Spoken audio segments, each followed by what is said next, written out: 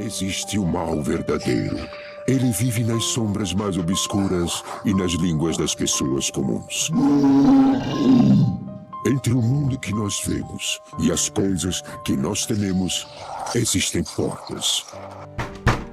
E quando elas são abertas, os pesadelos se tornam realidade.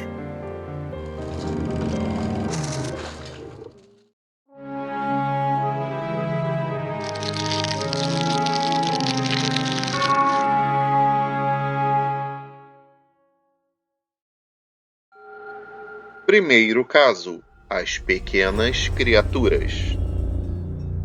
Olá, eu sou o Arnaldo e moro em um bairro nobre da cidade de São Paulo. O que estou prestes a contar é algo totalmente inacreditável, até mesmo para mim que vivi a situação. Ainda hoje eu não tenho uma explicação lógica para o que aconteceu comigo. Posso dizer que raramente conto essa história para alguém. Mas depois de ler todos os relatos que a gente encontra pela internet, eu percebi que mais pessoas passam por coisas semelhantes.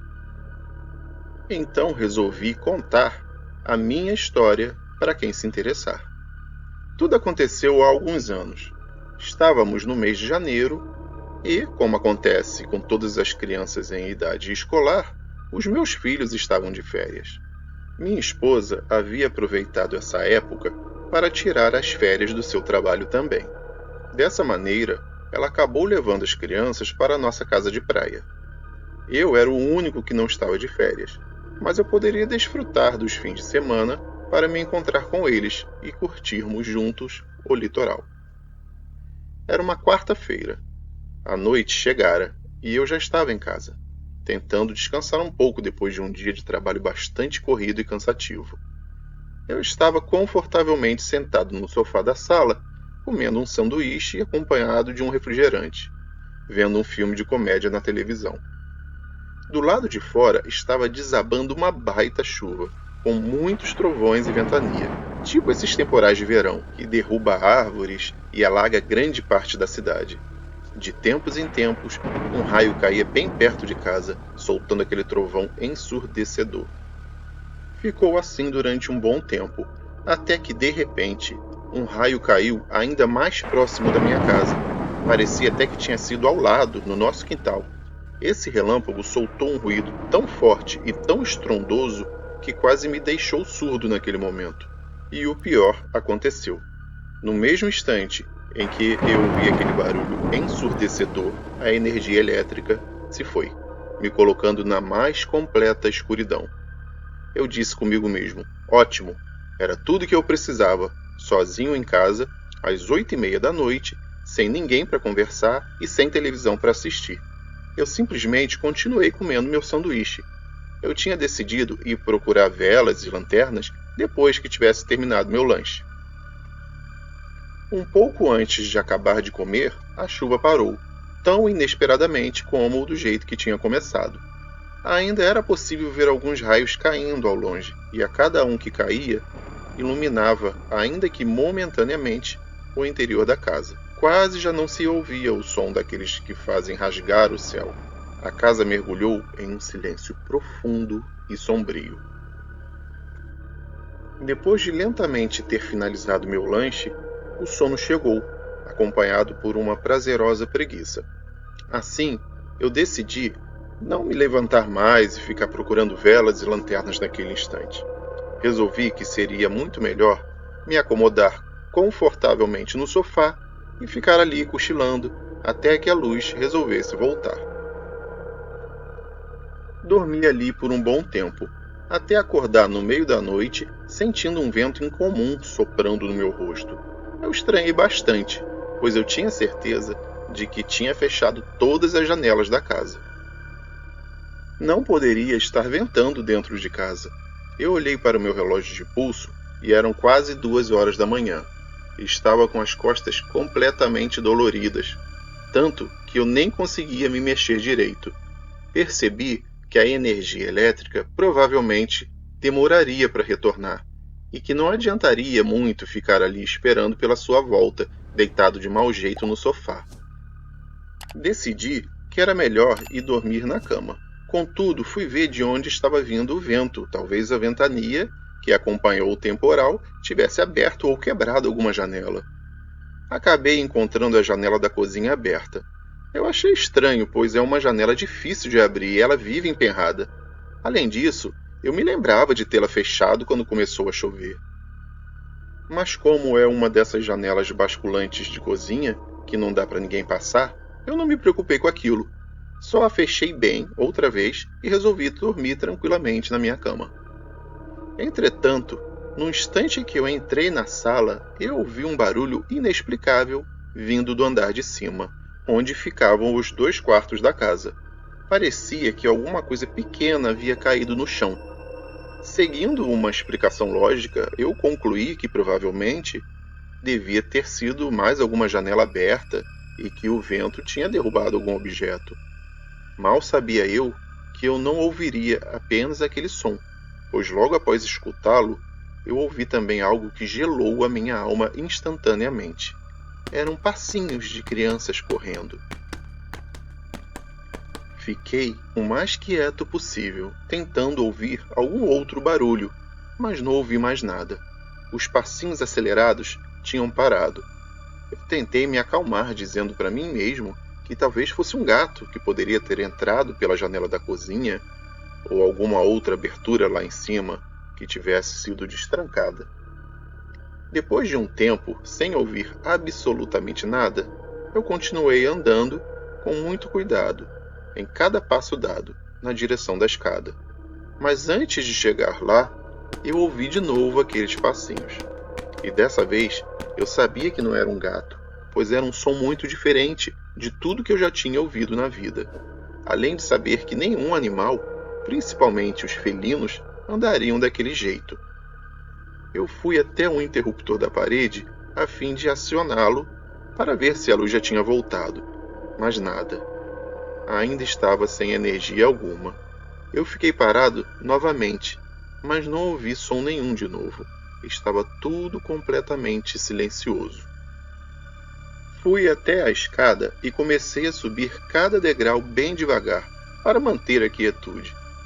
Eu coloquei a minha cabeça na altura do piso do 2º andar e comecei a procurar o que quer que fosse que estava fazendo aquele barulho irritante. Claro que eu explorei o local quase que só com os ouvidos, já que estava muito escuro e não adiantava muito usar os olhos. Definitivamente eu não encontrei nada.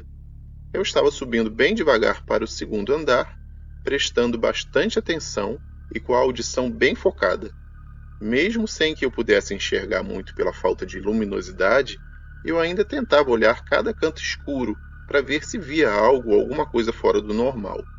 Quando repentinamente, do andar de baixo, veio um grito como nenhum outro grito que eu já tinha ouvido antes.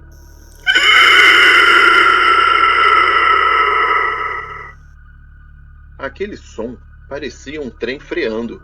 Era agudo, estridente, muito alto. Demonstrava um sentimento de fúria e raiva impressionante.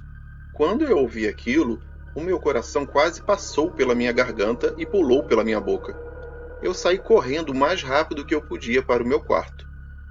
Quando eu terminei de subir a escada, eu fiz a curva na direção do meu quarto e ouvi o mesmo som de passinhos vindo lá de dentro. Na hora, eu virei para o outro lado e entrei no banheiro, que ficava entre o meu quarto e o quarto das crianças, e me tranquei lá dentro. Sei que foi uma coisa meio covarde de se fazer, mas naquele momento eu não tinha a menor intenção de saber o que era aquela coisa que dava aqueles passinhos sinistros, e muito menos o que tinha dado aquele grito aterrorizante no andar de baixo. Eu estava assustado, agachado no chão do banheiro, perto do lavatório, pensando no que eu poderia fazer diante daquilo tudo, quando de repente a porta do armário que tem embaixo da pia abriu violentamente, como se alguém tivesse dado um chute forte, só que pelo lado de dentro. Na mesma hora, eu levantei dando um salto, abri a porta do banheiro, saí e a fechei logo atrás de mim. Fiquei parado por uns momentos sem ação nenhuma.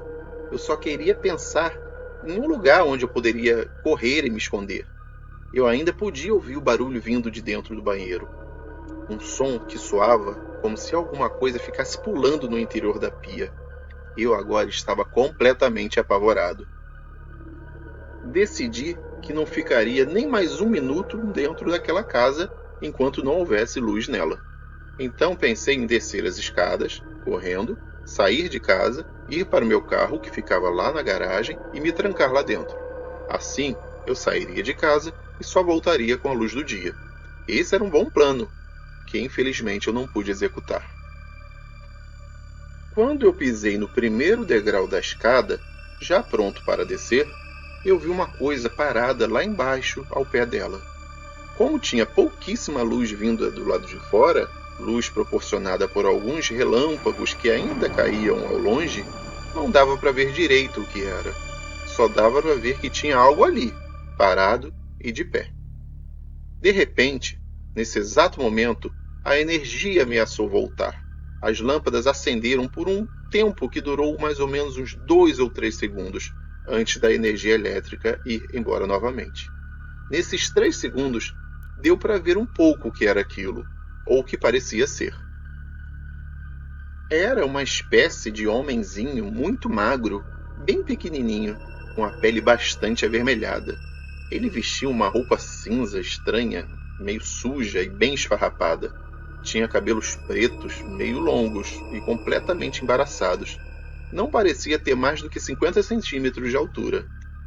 Quando a luz voltou e apagou de novo, meus olhos desacostumaram com a escuridão e dessa maneira eu passei a enxergar menos do que antes.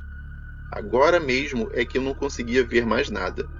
Eu não sabia se aquela criatura ainda estava ali embaixo, parada olhando para mim, se ela tinha ido para outro lugar, ou pior ainda, se ela estaria subindo a escada na minha direção. Eu simplesmente me virei e corri no escuro mesmo para o quarto dos meus filhos e me tranquei lá dentro, prestando bastante atenção para ver se ouvia algum outro som vindo de dentro do quarto. Mas nada, nenhum barulho. O que quer que fosse que tinha lá fora parecia caminhar e correr por todos os cômodos da casa, exceto aquele quarto, o quarto das crianças. Eu fiquei lá dentro até amanhecer, ouvindo aqueles homenzinhos correndo para lá e para cá, por quase toda a casa, mexendo em todas as coisas.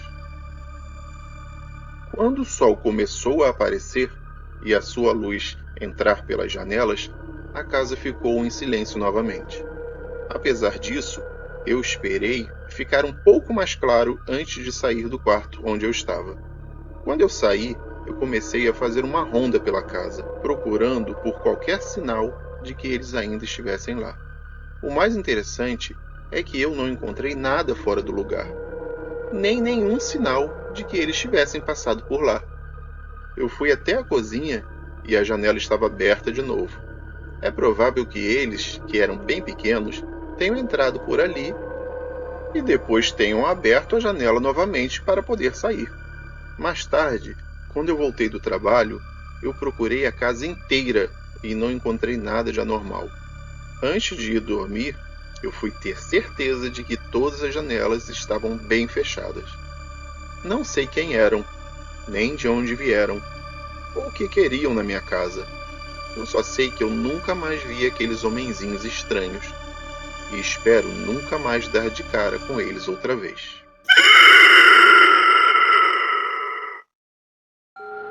Segundo caso, eles vieram da neblina. Meu nome é Henrique e o fato que estarei narrando aconteceu na década de 90, mas já próximo à virada do século. São muitos anos, e mesmo assim aquilo está tão vívido em minha memória que eu acho que eu nunca vou esquecer. Temo que o relato seja um tanto extenso, mas fique firme, vale a pena ouvi-lo por inteiro, pois apesar de inusitado, é verdadeiro. Os acontecimentos transcorreram em uma viagem de 15 dias que minha família e eu fizemos em um período de férias. Éramos 6, meu primo, meu pai, minha mãe, meu tio, minha tia e eu. Estávamos no inverno e nós tínhamos ido para uma casa no interior de Minas Gerais. Esse lugar pertencia aos meus avós e eles, às vezes, emprestavam para a gente passar uns dias lá. A casa em si não era muito grande, Mas o terreno, sim, esse era enorme. A habitação era tipo um chalé, embrenhado no meio do mato, um lugar tão isolado e longe de tudo que nós nunca tínhamos nada para fazer. A cidade ficava a quilômetros de distância e não tinha nenhuma casa na vizinhança. Nem televisão havia lá, já que naquele lugar não havia também energia elétrica. A única coisa que tinha de interessante mesmo era um riacho que dava para nadar, embora estivesse sempre com a água bem gelada. Entretanto, a nossa maior diversão era uma bola de futebol que sempre levávamos nessas viagens. Meu primo e eu estávamos sempre com a mente bem ociosa, e quando nós não podíamos nos divertir jogando bola, ficávamos conversando sobre bobagens diversas. Claro que não demorou muito para as histórias de terror aparecerem. Nós ficamos contando casos sobrenaturais durante um bom tempo para ver quem entre nós dois ficava mais assustado. De noite, nós realmente pegávamos pesado nas histórias, mas depois de 2 dias já não conseguíamos mais nos assustar. Na metade do período em que ficamos alojados no local, os adultos que já estavam de saco cheio de ficar parado o tempo todo e não ter nada para fazer, resolveram sair para a cidade para dar um passeio. Eu e o meu primo não estávamos com disposição para fazer turismo, então ficamos na casa mesmo. Como éramos dois moleques de 16 e 17 anos na época, eles não viram problema nenhum em nos deixar sozinhos. Então, assim que anoiteceu, eles saíram e nós ficamos lá jogando baralho e jogando conversa fora. O tempo foi passando e a temperatura abaixando, e uma névoa muito forte chegou na região. A neblina era tão densa que não nos permitia ver nada que estivesse a pelo menos uns 20 metros da casa. Eu fiz um comentário meio besta sobre a situação do clima, dizendo: "Ah, é numa neblina dessas que o capeta aparece." Pronto, meu primo logo se esqueceu do baralho e foi para a janela começar a me perturbar. "Eu duvido você ir lá fora", disse ele me desafiando. "Ah, cara, não enche, eu não vou sair nesse frio", eu respondi, já imaginando que ele não pararia por aí. E a nossa conversa foi mais ou menos essa pela próxima meia hora. Ele me enchendo o saco para sair, e eu sem nenhuma vontade de ir lá fora. Até que ele falou: "Cara, eu acho que vi alguma coisa se mexendo lá fora." Como isso era a frase que ele mais falava desde que nós começamos a contar casos de fantasmas, eu nem liguei, embora dessa vez ele tenha insistido bastante. "Cara, é sério, eu vi alguma coisa lá fora", ele repetiu com a voz trêmula dessa vez. "Meu, não enche, você está falando isso faz 4 dias. Por que você acha que eu vou acreditar agora?" Eu retruquei. Eu olhei para a cara dele e notei que estava com uma expressão diferente, sabe, meio alterada. Então eu falei: "O que foi que aconteceu para você ficar com essa cara esquisita?" "Eu falo sério, cara, eu tenho certeza que vi alguma coisa lá fora", ele insistiu. Só então eu comecei a ficar com aquela sensação de que a coisa era mais séria do que eu antes imaginava.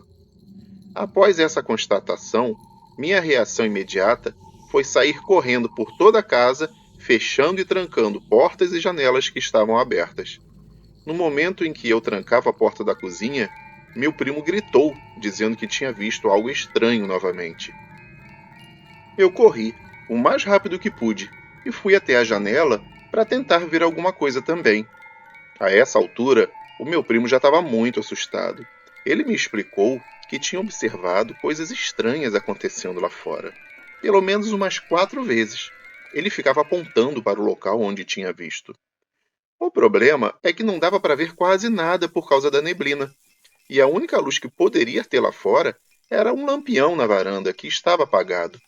Então, ficamos olhando pelas janelas da casa por mais uns 10 minutos, sem que nada de anormal ocorresse. Repentinamente, o meu primo soltou um grito novamente, e eu o encontrei apontando desesperado lá para fora.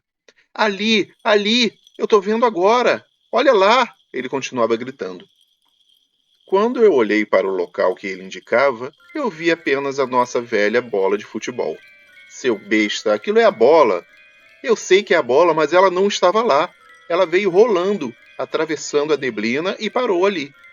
Eu fiquei curioso e comecei a pensar sobre o que poderia ter mexido com a bola. Também concluí que a gente precisava acalmar os ânimos e pensar racionalmente um pouco. Eu falei para ele: olha, provavelmente deve ser algum bicho, cachorro, gato, porco do mato, deve ser algum bicho qualquer que está brincando com a bola. Ele parou e pensou um pouco. Não sei se ele acreditou mesmo ou apenas quis acreditar. É mesmo, deve ser algum bicho, né? Ele comentou. Assim que nós dois aceitamos esse argumento, nos acalmamos um pouco e começamos a tirar sarro um do outro. Falamos umas besteiras e com isso a gente se aquietou bastante. Foi quando eu lembrei da bola. Acho melhor pegarmos a bola. Se for algum cachorro, provavelmente vai sumir com ela e acabar com uma das únicas coisas divertidas que a gente tem para fazer aqui. Ele olhou para mim com um sorriso que ia de orelha a orelha e disse: então vai lá pegar.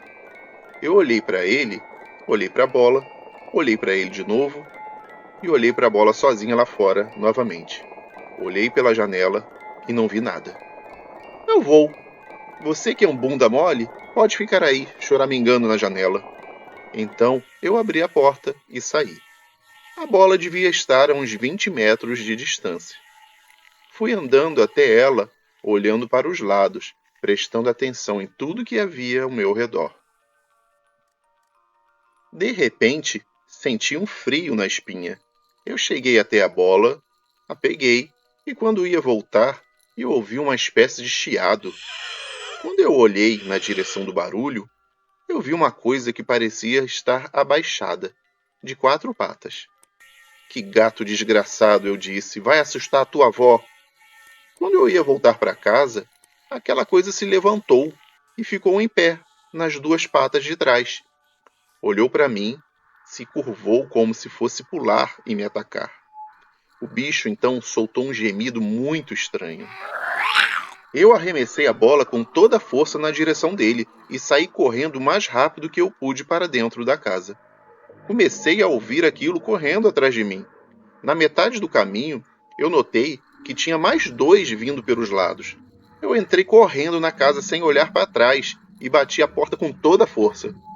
Assim que a porta foi fechada, eu ouvi 3 batidas violentas nela, como se alguma coisa tivesse trombado contra ela.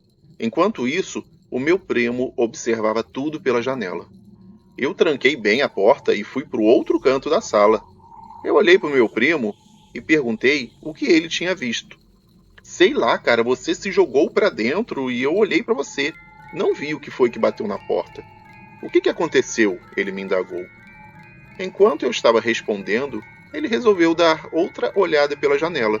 De repente, ele deu um grito, pulando para trás, longe da janela. Nesse momento, corremos juntos para o quarto, trancamos a porta e ficamos longe da janela, mesmo ela estando bem fechada. Ele virou para mim e perguntou o que era aquilo. Eu olhei para a cara dele e não consegui falar. Durante o resto da noite ficamos quietos. Ele não falou mais nada, e nem eu. Quando nossos pais chegaram, já estávamos dormindo. No dia seguinte, não contamos nada para ninguém. De manhã, quando saí, vi a bola toda murcha do outro lado da casa. Fui até ela. Quando eu a peguei, vi que estava toda rasgada e fedendo muito. Era um cheiro insuportável de carniça. Mostrei a bola para o meu primo. Ele perguntou o que tinha acontecido comigo lá fora na noite anterior, e eu contei todos os detalhes. Então eu aproveitei para perguntar o que ele também tinha visto na janela depois que eu entrei. Ele disse que lá fora estava muito escuro e não tinha como ver nada direito à distância, mas perto da casa já dava para enxergar um pouco melhor. Ele relatou que viu 2 coisas na frente da porta e uma outra já virando a esquina da casa, indo para a lateral. Das duas que tinham ficado na frente da casa, uma estava tentando empurrar a porta e forçar a entrada. A outra olhou para ele e rosnou, mostrando os dentes. Eram dentes afiados, mas que além de tortos pareciam podres. Aquela criatura parecia um homem bem pequeno, com menos de 1 metro de altura. Tinha uma cabeça muito grande, desproporcional ao corpo. Era como se a cabeça medisse mais da metade da altura total. E era meio amarronzada. Depois que ele viu aquele monstrengo, ele gritou e pulou para longe da janela. Não falamos para ninguém o que tinha acontecido, até porque ninguém iria acreditar mesmo. Joguei o resto da bola no meio do mato e nunca mais a vi. Durante o restante da viagem, nós não desgrudamos dos nossos pais. Sempre que começava a escurecer, nós entrávamos rapidinho em casa. Depois que fomos embora, eu nunca mais quis voltar para lá. Nas outras noites, a gente não viu mais nada lá fora. Eu não sei o que era aquilo, mas será que eles aparecem juntamente com a neblina? Eu acho que eu nunca vou saber. Terceiro caso. Ele estava no armário. Me chamo Alberto, e o caso que vou contar aqui é algo que ainda me deixa muito desconfortável. Até hoje, eu evito falar sobre isso com as pessoas. Na verdade, eu nunca exponho essa história para ninguém. Eu me mantenho muito fechado em relação a esse acontecimento por vários motivos. Mas o principal é o medo de parecer ridículo ou frouxo. A única pessoa para quem eu contei sobre o ocorrido em todo esse tempo foi a minha namorada. E ela, embora não tenha dito nada, não me deu muita atenção, fazendo com que eu parecesse um bobão ou covarde. Então, por esse motivo, eu evito comentar a respeito, pois tenho certeza de que muitos, ou talvez todos, os que ouvirem, não acreditarão. Apesar de todo esse meu receio, eu posso garantir que aquilo que vou relatar a seguir é a mais pura verdade. Não foi uma alucinação ou algum tipo de ilusão ou miragem. Realmente aconteceu comigo. O ano era 1998.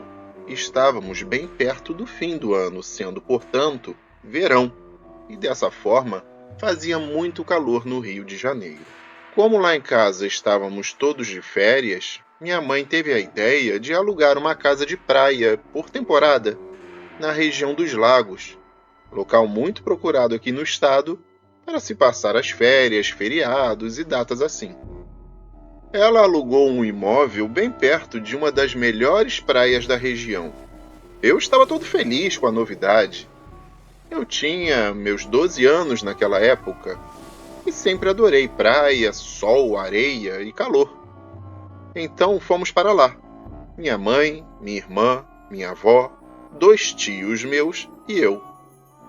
Chegamos lá animados e doidos para entrarmos logo na casa, que por sinal era enorme.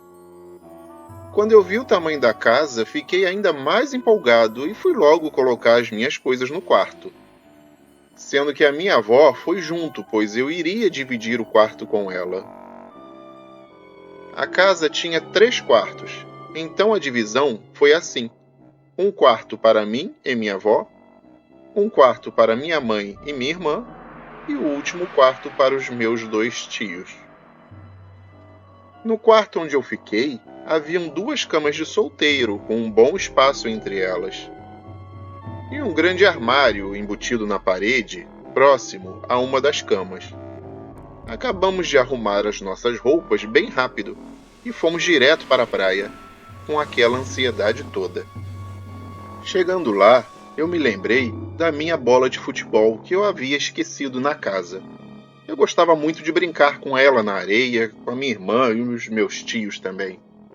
Então, minha mãe me deu a chave para eu ir lá buscá-la, sozinho mesmo, pois não era tão longe e dava para ir a pé tranquilamente. Cheguei no local e fui entrando pelo quintal. Até aí tudo bem. Mas quando eu abri a porta principal, eu senti uma sensação estranha. algo que eu nunca havia sentido antes. Lá fora estava muito calor, como era de se esperar. Porém, dentro da casa, estava um frio terrível, mas muito frio mesmo. Quase dava para ver a respiração saindo da nossa boca. Bem, mesmo assim, fui até o meu quarto pegar a bola, a qual eu tinha certeza de que estava debaixo da minha cama. Afoito, me abaixei para olhar embaixo do móvel e fiquei muito confuso quando percebi que ela não estava lá. Eu estranhei, olhei debaixo da outra cama e também não a encontrei. Preocupado, fui procurar no restante da casa toda e nada. Ela não estava em lugar nenhum. Então eu pensei comigo mesmo: será que eu fui tão idiota a ponto de colocar a bola dentro do armário e na pressa de ir à praia eu nem percebi? Resolvi ir até o armário para dar uma olhada. Abri a porta subitamente e levei um baita susto. Vi lá dentro um ser inexplicável, com olhos vermelhos, uma boca cheia de dentes afiados e a cara cheia de cortes. E aquela coisa ficou me encarando. Dentro do armário estava muito escuro, era como se a luz não conseguisse chegar no seu interior. Dessa forma, eu só conseguia ver mesmo a cara daquela criatura. Então eu imediatamente fechei o armário, batendo com força as suas duas portas, e saí correndo feito um louco, e acabei nem fechando a porta da entrada da casa. Quando cheguei na praia, minha mãe perguntou o que havia acontecido, porque eu estava muito pálido, branco quase como a neve. Eu disse que não havia acontecido nada, e ela me perguntou sobre a bola. Eu falei que não havia encontrado em lugar nenhum da casa. Aquilo me abalou. Eu fiquei aquele dia todo apenas sentado na praia, sem vontade de fazer mais nada. O dia passou e no fim da tarde voltamos para casa. Eu fui o último a entrar. Minha mãe me deu uma bronca enorme porque eu não havia trancado a porta. Notei que a minha avó estava indo para o quarto, então fui atrás dela correndo. Quando chegamos lá, para meu espanto, vi que a bola estava bem no meio do quarto. Minha avó até brincou comigo, dizendo: "Poxa, você deve estar precisando de uns óculos. Como é que você não conseguiu achar a bola, sendo que ela estava aqui bem no meio do caminho?" Eu não tenho nem ideia do que era aquela criatura que vi no armário. Depois daquele dia, eu não vi mais nada, mas até hoje eu tenho a imagem daquele ser bizarro na minha mente. Quarto caso: a aparição no milharal. Meu nome é Mário, e esse caso me foi contado por um grande e antigo amigo meu, o Antônio Carlos. Embora não tenha acontecido comigo, eu acredito plenamente em todo o ocorrido, pois conheço muito bem o meu amigo e sei que ele não seria capaz de inventar uma coisa dessas para mim. O caso é o seguinte: ele, o Antônio Carlos, havia começado uma longa e cansativa viagem, vindo do interior do Maranhão para a capital. Ele me disse que estava em um carro de passeio simples e já bem castigado pelos anos de uso, viajando 3 pessoas, ele, sua esposa e um amigo seu. Eles já estavam há um bom tempo na pista, pois haviam começado o trajeto de manhã bem cedo e já se encontravam no final da tarde, com o dia já virando para a noite. Nessa etapa, eles estavam passando por um posto de gasolina de beira de estrada.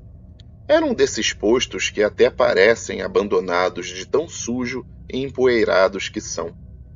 Assim, resolveram parar para esticar um pouco as pernas e aproveitaram para pedir informações sobre um determinado vilarejo que meu amigo procurava. O rapaz que trabalhava no posto indicou o caminho e ele partiu naquela direção, apesar da muita insistência da sua esposa para ficarem no posto para pernoitarem. Mesmo a chegada da noite e o isolamento do local onde estavam não foram capazes de convencê-lo a ficar e passar a noite no posto. Seu amigo, que o acompanhava na viagem, também tentou sugerir a estadia momentânea, mas ainda assim ele não atendeu ao seu apelo. Então partiram, e passado algum tempo, já na hora de maior escuridão da noite, eles começaram a passar por uma estrada de terra extremamente esburacada. O carro, que já não era muito novo e não estava nas melhores condições, deixava o deslocamento ainda mais desconfortável. A estrada estava em um breu total e não se via mais nada que uns poucos metros à frente do carro, pois as laterais e a traseira estavam quase que completamente sem visibilidade, devido à falta de luminosidade, tanto da iluminação pública quanto da luz natural, já que era uma noite sem lua e bastante nublada. A única coisa que eles conseguiam distinguir naquele negrume todo é que estavam passando pelo meio de um grande milharal. Isso porque os faróis do carro conseguiam clarear um pouco além das margens da via, abrindo parcamente o raio de visão proporcionado pela luz.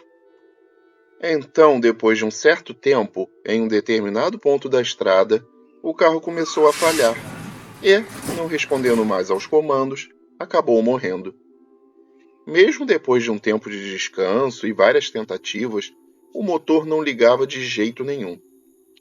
A única coisa que, mesmo não estando 100% operando, ainda dava sinais de funcionar era a parte elétrica, como os faróis e as luzes do painel do automóvel.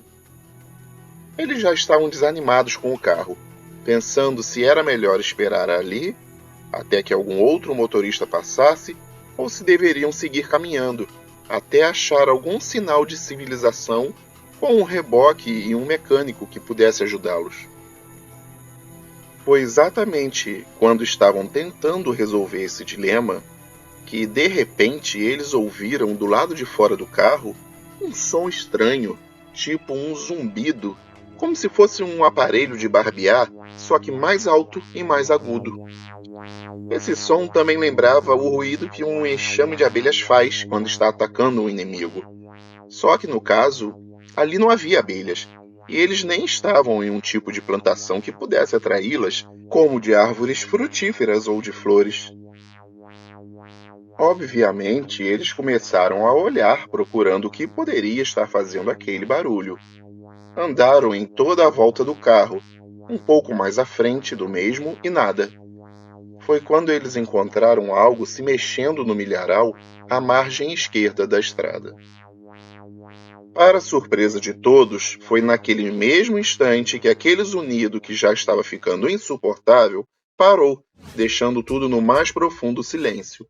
Diante disso, eles avistaram, no ponto onde o milharal se agitava, alguma coisa sendo erguida em pleno ar.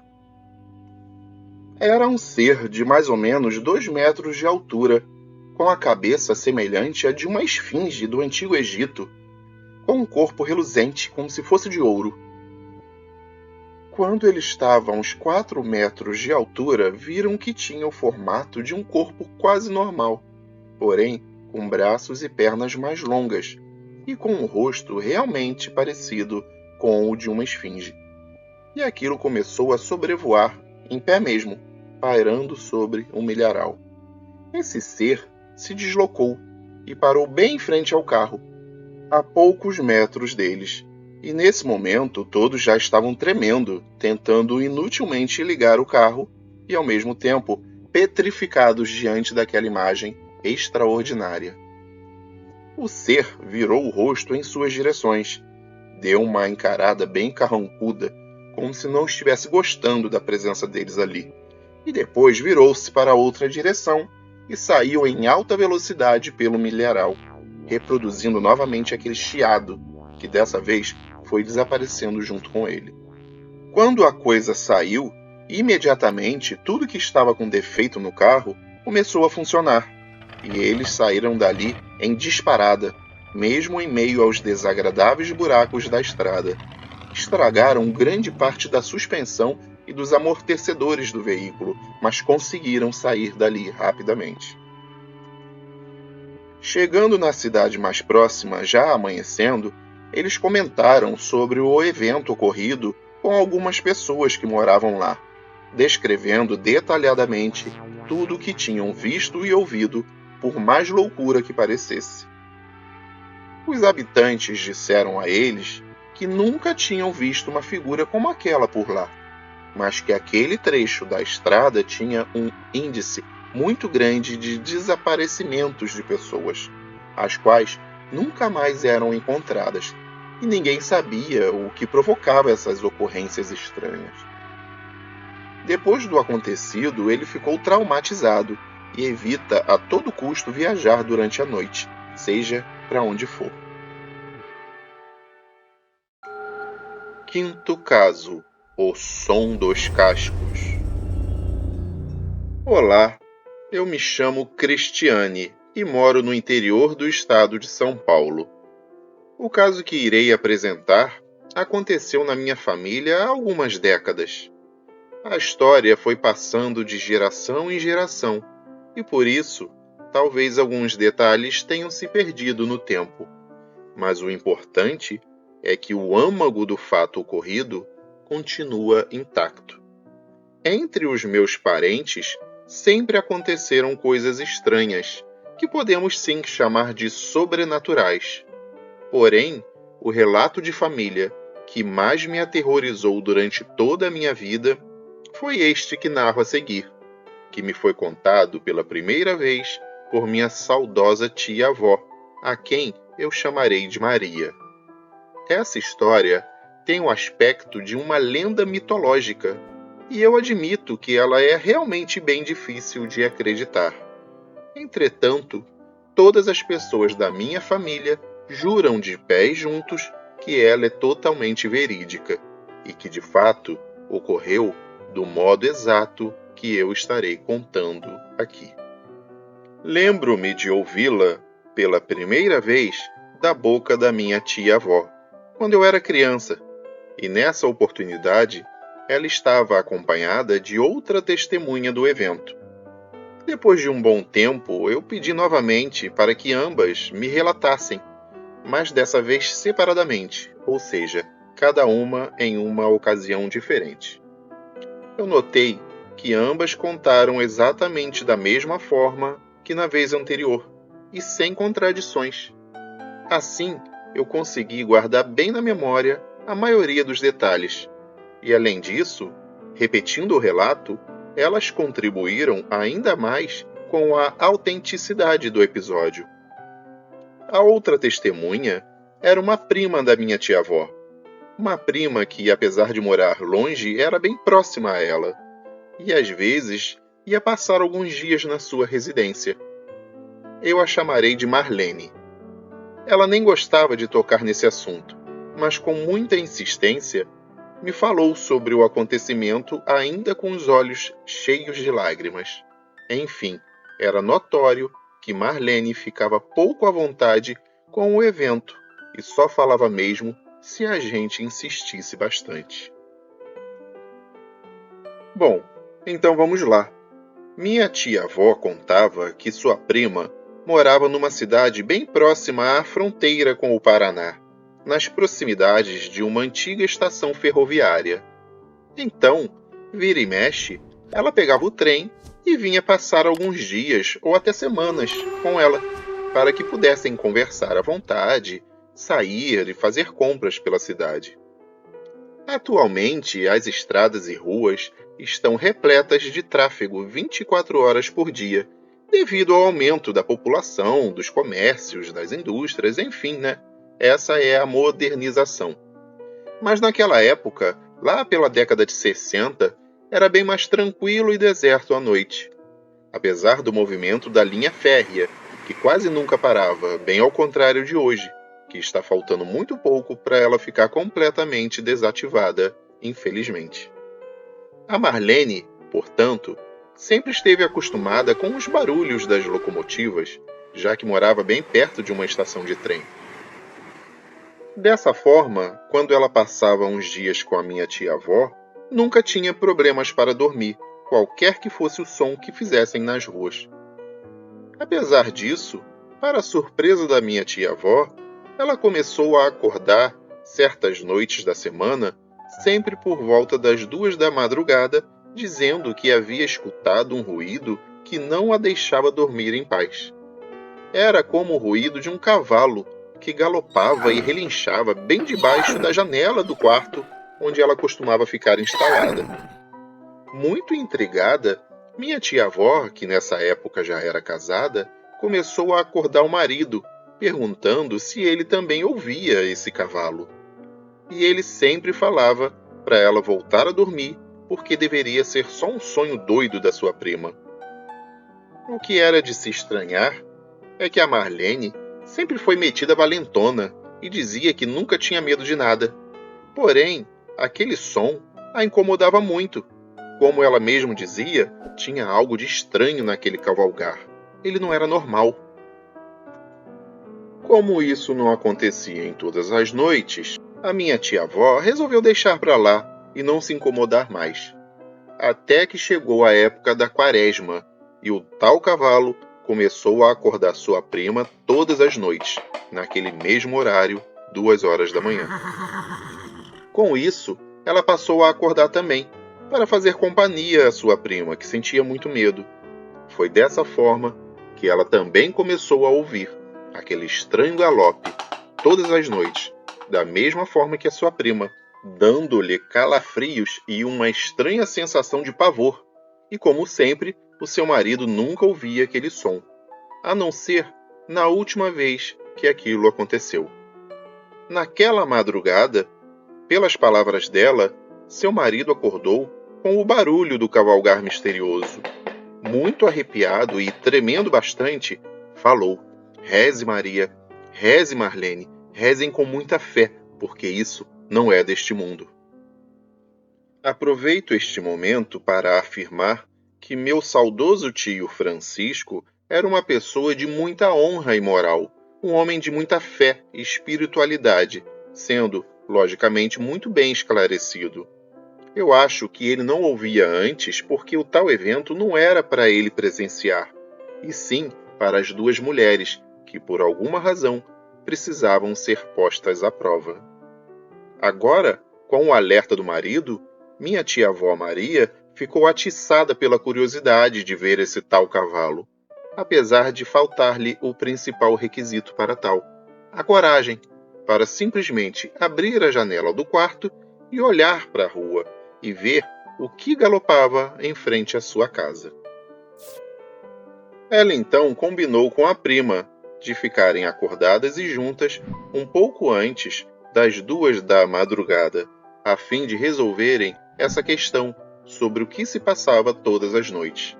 Assim, elas poderiam simplesmente ver se era ou não um simples cavalo andarilho que escapou de alguém e resolveu dar umas voltas na rua da casa dela, e ponto final. Mas eu acho que bem lá no fundo, a sua intuição avisava que havia algo sinistramente errado. Por que ela simplesmente não tinha coragem de olhar para fora e descobrir logo o que era? Então, as 2 combinaram e começaram a ficar andando pela casa entre 2 e 3 horas da manhã, por várias noites, esperando o tal evento. A Marlene, apesar de tudo, era muito católica e ficava orando e rezando com o terço nas mãos o tempo inteiro enquanto esperavam. E como era época de quaresma, suas orações triplicavam, seguidas naturalmente de jejuns e outras coisas que os católicos antigos faziam naquelas épocas. Porém, às vezes, acontecia das 2 acabarem pegando no sono e dormirem no meio das rezas e orações. Até que, em uma determinada noite, quando as 2 já tinham adormecido depois de começarem a orar, a Marlene acordou, ouvindo ao longe o galopar do tal suposto cavalo, e então acordou Maria e seu marido. Meu tio ainda lhe deu um último aviso para que apenas fechasse os olhos e orasse com fé. Disse para ela parar de frescura e de querer ver o que se passava, o que ela, obviamente, ignorou. Correu para a janela já com o terço na mão e, com os olhos vidrados de tanto medo, mas com firmeza falou para minha tia-avó: abre essa janela que a gente vai ver o que Jesus quiser que a gente veja. Então, elas abriram a janela, e aí sim, elas viram aquilo que me fez dormir com a luz acesa por várias noites. Não era um cavalo, um jumento ou um burro. Na verdade, não era nenhum animal. Era um velho muito magro, quase um esqueleto, com uma barba desgrenhada e muito comprida que ia até o seu peito. Ele não tinha olhos, apenas 2 buracos no lugar dos olhos, e tinha 2 pequenos chifres, como os de um cabrito. Estava descendo a ladeira relinchando. E o pior, ele não andava normalmente. Ele tinha as pernas muito peludas e saltava com as 2 ao mesmo tempo. E no lugar dos seus pés, haviam cascos. Quando as 2 viram que o tal ser vinha descendo pelo meio da rua, na direção da janela onde estavam, ficaram apavoradas. Foi nesse momento que o meu tio agarrou as 2 com seus braços e as retirou dali. Elas ainda puderam ver e ouvir o que ele falou para a criatura. E você, meu irmão, siga seu caminho em paz. Vá, em nome do Deus Altíssimo e de Jesus, que a todos ama e acolhe. Siga seu caminho e não passe mais por aqui. Dito isso, ele fechou a janela. Foi então que a Marlene viu que, de tanto medo, havia se urinado toda e estava em cima da poça da própria urina. E cadê a coragem de sair para o quintal, pegar um pano de chão, um balde e um desinfetante para limpar o assoalho? E além disso, tomar um banho, já que o banheiro era daqueles antigos que ficava do lado de fora da casa? E a Maria, então, coitada, que ficou rezando sem parar, de joelhos, até o dia clarear? Minha tia-avó falava que o marido nunca mais foi o mesmo, desde que ele viu aquilo que tinha lá fora. Ele nunca tocava no assunto, por mais que alguém insistisse.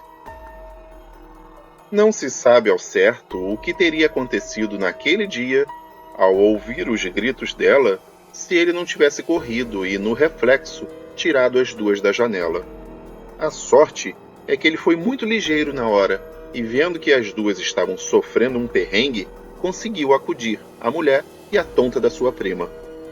E além de tudo, a minha tia-avó levou um baita sermão do seu marido por não ter seguido os seus conselhos, de orar apenas, sem se deixar levar por uma curiosidade leviana. Bem, o que se aproveitou disso tudo é que depois dessa noite, ela disse que nunca mais ouviu aquele bicho cavalgar, pois mandou rezar missas, acendeu velas e tudo mais para o tal espírito, e isso por vários meses. Agora, eu penso, o que seria essa tal aparição? Um erro de interpretação devido ao medo e ao escuro, sendo apenas um bode ou um cabrito fugido de alguém? Não teria sido apenas uma ilusão de ótica? Ou seria de fato um ser demoníaco, realmente vindo do além, para aterrorizar quem cruzasse seu caminho? Depois de tantos anos do ocorrido, eu acho que esse é um mistério que jamais será resolvido.